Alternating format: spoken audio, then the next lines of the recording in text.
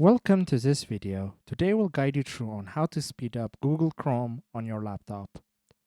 So to speed up Google Chrome, I'm going to show you two methods you can try. So for the first method, open up Google Chrome. Once you've opened up Google Chrome, go to the top right corner and click on the three dots button. Then on the list of options, select the option that says Settings. Once the Settings window is open, go to the left side and click the option that says Performance.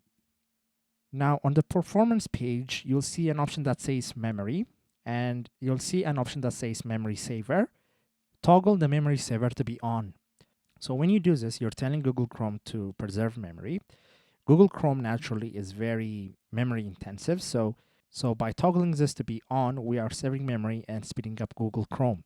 You can select the degree to which you want to save the memory. I recommend that you put it on balanced. So this is the first method. For the second method, what you need to do is go to your search bar and search for Task Manager.